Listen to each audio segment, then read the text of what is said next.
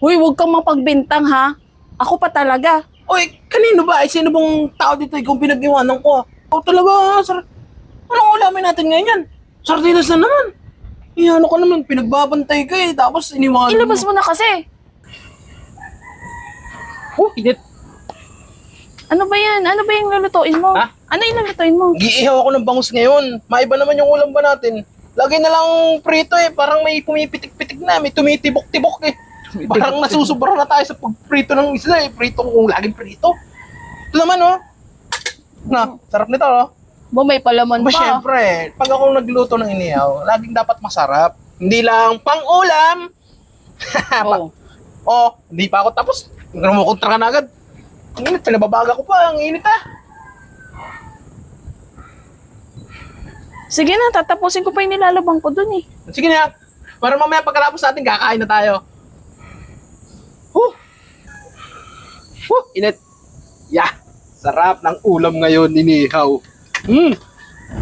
Pag may natira to, alam na. Alam na this. Panalo na naman to. Tapos magbubudol fight. Ay, sigurado. Papaparami na naman ng kain. Paango na. Ayos na. Aray ko. Ngayon pa naman sumabay itong sakit ng tiyan na ito. Tari, nali ka nga muna. Dali. Ano ba yun? Tawag ng tawag, may ginagawa ko dito eh. Bantayan mo lang to. Dali na. Oo, sige na, sige na, sige na. Saglit lang, tatapusin ko lang tong isang to. Kain na ako eh. Natutiyang ko eh. Tagal naman eh. Abil mo lumapit muna eh. Ano ba yun? Ikaw muna magbantay nito. Tanong eh. Sir na. Sus. Ay, kaysa naman dito ako magkalat. Umalis na. May ginagawa din ako dun eh. Oh, sarap ah. Naglamamantika ng kusa oh. Paglaway na. Malapit-lapit na pala to. Wala man lang ditong plato. Pasaway talaga. Isa-isa ang kuha eh. Naku, makakuha nga muna ng plato niyan.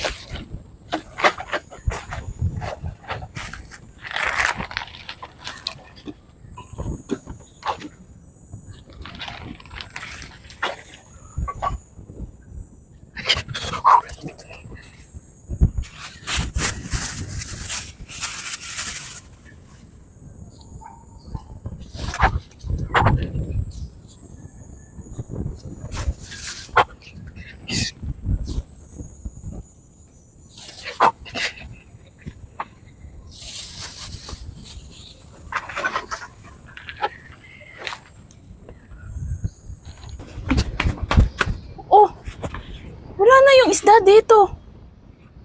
Nasaan na? Kunain kaya yun ng pusa? Wala naman. Wala naman. Oy, ano, luto na? Luto na. Nasaan na yung isda dito? Aba, malay ko sa iyo. Di ba ikaw pinagbantay ko? Sabi ko sa'yo, magsisiyar lang ako. Oo nga. Kumuha ako ng pinggan kasi nga paluto na. Ba't mo naman iniwan? Ito naman. Saglit lang.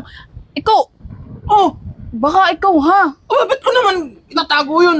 Magsalisi ka. Sabi ko sa'yo, grabe ka naman pag nawawala pagkain ako agad. Oo, yung mga style mo ganyan, kunwari, masakit-sakit ang tiyan. Tapos pag walang tao, saka mo kukunin. Ayanin ko naman yun. Ulam natin yun. Alam Ayun mo, may na tago nga. ko pa.